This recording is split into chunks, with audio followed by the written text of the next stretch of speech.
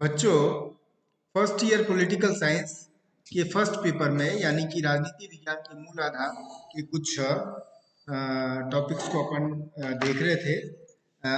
कल मैंने व्यवहारवाद के बारे में आपको बताया था कि व्यवहारवाद क्या है और व्यवहारवाद का प्रतिपादन किस प्रकार से व्यवस्थित रूप में डेविड स्टर्न ने द्वितीय विश्व युद्ध के बाद किया और उसके कुछ प्रमुख विशेषताओं का उल्लेख करते हुए उसे एक व्यवस्थित स्वरूप देने का प्रयास किया था। और उन्होंने जिन तत्वों, जिन प्रमुख विशेषताओं का उल्लेख किया उसमें से तीन तत्वों का उल्लेख मैंने किया था: नियमन, सत्यापन और तकनीक। अब उसके बाद अपन आगे बढ़ते हुए बाकी के अन्य विशेषताओं, व्यवहारवाद की अन्य विशेषताओं और तत्वों का उल्लेख करते हैं, जानने का प्रयास करते हैं, जिसके आधार पर संपूर्ण व्यवहारवादी क्रांति जो है वो राजनीति विज्ञान में एक प्रमुख परिवर्तनकारी, सुधारवादी, क्रांतिकारी, परिवर्तनकारी सुधारवादी आंदोलन बना और राजनीति विज्ञान के सभी पक्षों को प्रभावित किया। जो चौथा तत्व है वो है परिमाणीकरण। परिमाणीकरण का मतलब क्या है? परिमाणीकरण का मतलब है क्वांटिफिकेशन, यानी कि जो उपलब्धियों के विवरण तथा आधार सामग्री को लेखबद्ध करना तथा उसमें सुस्पष्टता लाने के लिए मापन और परिमाणीकरण किया जाना चाहिए। मतलब ये है कि जैसे अध्ययन की हम सामग्री एकत्रित करते हैं, उनको उद्देश्यों के अनुरूप परिमाणीकृत, क्वांटिफाई करना चाहिए, तभी हम अपने सही अध्ययन के सही उद्देश्यों तक पहुंच पाएंगे। जैसे यदि हमें अध्ययन करना है तो उसके उद्देश्य स्पष्ट होने चाहिए और उद्देश्य के अनुरूप ही, ऑब्जेक्टिव्स के अनुरूप ही हम अध्ययन सामग्री को एकत्रित करें। हमें करना तो अध्ययन है राजनीतिक दल का, और हम सामग्री एकत्रित कर रहे हैं दबाव समूह का, तो फिर हमारा जो है वो पूरे तकनीक हो, कितनी भी परिष्कृत तकनीक हो, वैज्ञानिक तकनीक हो, हमारा उद्देश्य जो है वो व्यर्थ चला जाएगा, हमारा अध्ययन ही व्यर्थ चला जाएगा। हमारे पास जो आंकड़े एकत्रित हो रहे हैं उनको अपने उद्देश्य के अनुसार क्वांटिफाई, परिमाणित करना, वर्गीकृत करना और फिर उसके आधार पर निष्कर्ष प्राप्त करना, ये बहुत आवश्यक है। अन्यथा संपूर्ण अध्ययन जो है अपना राजनीति विज्ञान का, वो निरर्थक हो सकता है। तो परिमाणीकरण, क्वांटिफिकेशन जरूरी है, और मापन और परिमाणीकरण का यह कार्य अपने लिए नहीं बल्कि अपने जो प्रयोजन है, अपना जो उद्देश्य है, ऑब्जेक्टिव है, उसको देखकर करना चाहिए, है ना। हम कितनी भी एडवांस तकनीक का इस्तेमाल कर ले, हम बहुत ज्यादा परिष्कृत वैज्ञानिक तकनीक का इस्तेमाल कर ले, लेकिन उद्देश्य स्पष्ट नहीं होने से हमारा सारा का सारा अध्ययन जो है वो, हमारी सारी पद्धति, अध्ययन विधि, वो सब व्यर्थ हो सकती है। तो परिमाणीकरण बहुत जरूरी है। नेक्स्ट है मूल्य निरपेक्षता, है ना। मूल्य निरपेक्षता। अब मूल्य निरपेक्षता व्यवहारवाद का एक बहुत ही अहम तत्व है। व्यवहारवाद का क्या युग है कि राजनीति विज्ञान की आधुनिक दृष्टिकोण का, वैज्ञानिक प्रयास का, राजनीति विज्ञान में वैज्ञानिक प्रयास का एक बहुत ही अनिवार्य तत्व है। मूल्य निरपेक्षता का अर्थ क्या होता है? मूल्य निरपेक्षता का अर्थ होता है मूल्यों से के प्रति उदासीनता। राजनीतिक अध्ययन में डेविड स्टर्न का कहना है कि मूल्यों का स्थान नहीं होना चाहिए। व्यवहारवाद के अंतर्गत मूल्यों का स्थान नहीं होना चाहिए। हमारी व्यक्तिगत मूल्य से मतलब हमारी व्यक्तिगत और सामाजिक मान्यताएं, कुछ गलत है, सही है, छोटा है, बड़ा है, अच्छा है, बुरा है, इनका निर्धारण हम अपनी भावनाओं से, हम अपनी मान्यताओं से नहीं करें। जो हमारे पास आंकड़े कहते हैं, जो हमारे पास तथ्य कहते हैं, हम उनको ही माने, अंततः उनके आधार पर ही निष्कर्ष निकालें, और वही सर्वमान्य होनी चाहिए। ऐसा नहीं हो सकता कि हम इसको अपने भावनाओं को उसमें शामिल करें और फिर अपन निष्कर्ष निकालें, तो वो निष्कर्ष या अध्ययन जो है वो बिल्कुल वैज्ञानिक नहीं होगा, वो बिल्कुल ही तथ्यपरक नहीं होगा और बेकार होगा एक तरह से। तो इसलिए मूल्य निरपेक्षता जो है वो बहुत जरूरी है। और यद्यपि जो है कई बार मूल्य बहुत ही अब अनिवार्य हो जाते हैं, जैसा कि परंपरावादी विचारक कहते हैं, लेकिन व्यवहारवाद क्योंकि अनुभव मूलक और यथार्थवादी अध्ययन पर बल देता है, तो उसमें मूल्यों का स्थान नहीं होना चाहिए, है ना। मूल्यों से अप्रभावित रहना चाहिए अध्ययनकर्ता को, जो शोध करता है। जो अगला है वो है सिस्टमेटाइजेशन, यानी कि व्यवस्थापन।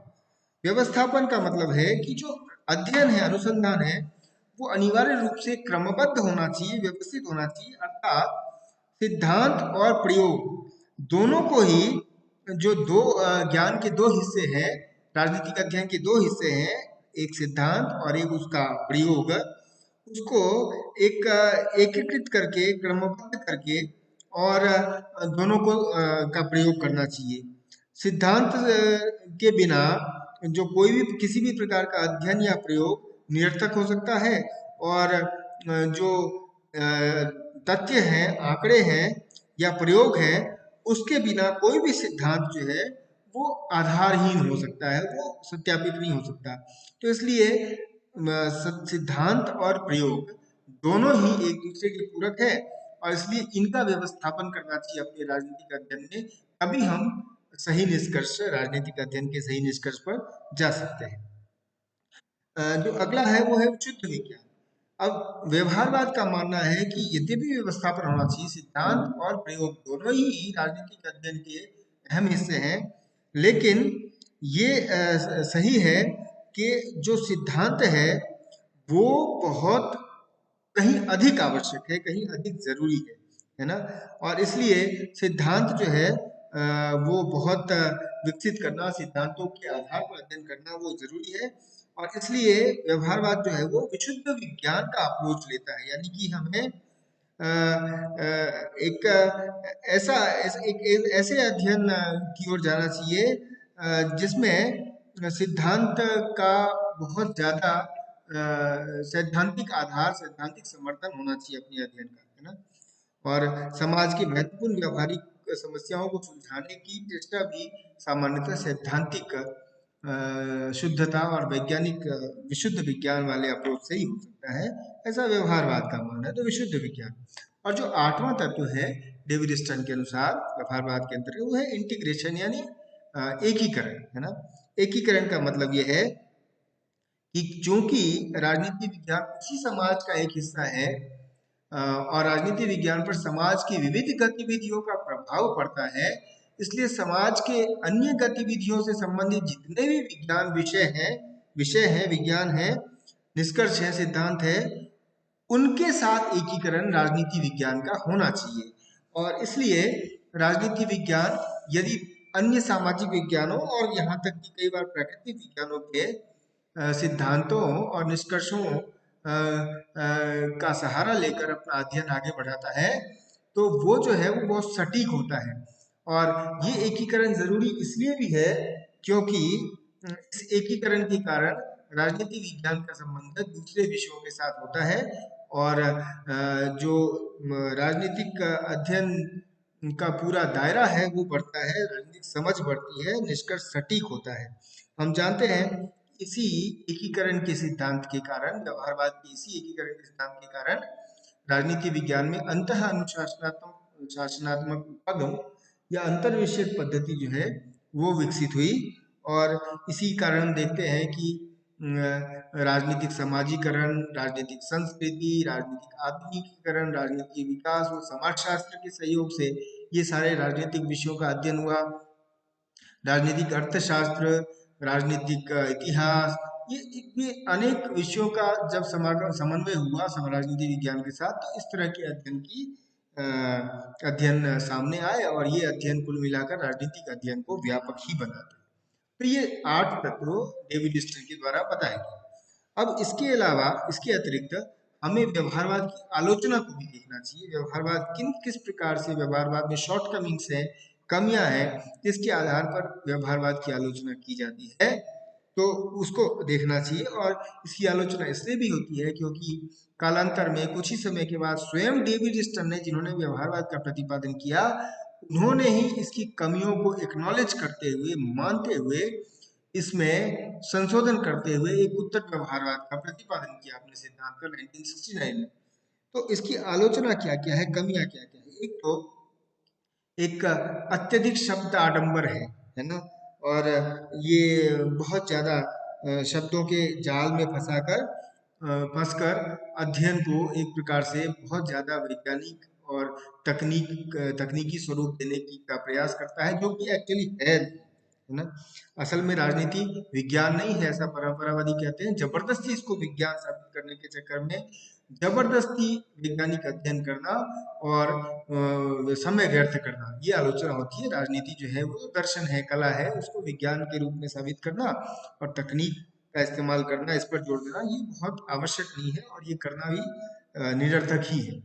दूसरा, राजनीतिक व्यवहार और मानवीय व्यवहार के का अध्ययन और उसके आधार पर सटीक निष्कर्ष निकालने की बात भी वो सही नहीं है, ऐसा आलोचक मानते हैं। मानवीय व्यवहार जो है वो निश्चित नहीं होता, वो गतिशील होता है, परिवर्तनशील होता है, समय समय और काल परिस्थिति के संदर्भ में वो परिवर्तित होता है। तो उसका कितना भी क्रमबद्ध वैज्ञानिक अध्ययन किया जा सके, राजनीति विज्ञान में वो सटीकता नहीं आ सकती, जैसा कि दावा किया जाता है व्यवहारवादियों के द्वारा।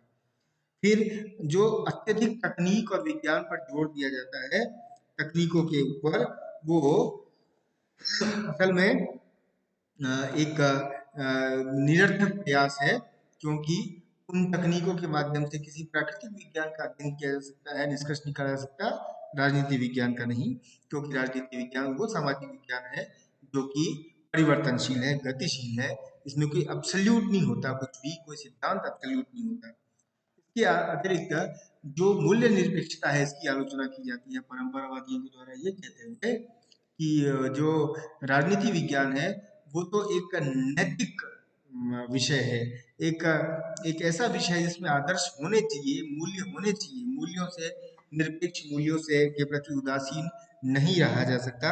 तो ये गलत बात है कि मूल्यों से अलग रहना चाहिए, मूल्य तो होने चाहिए। और संपूर्ण यथार्थवादी अध्ययन बहुत ज़्यादा व्यावहारिक नहीं है और ना ही उपयोगी है, ना ही प्रासंगिक है ना।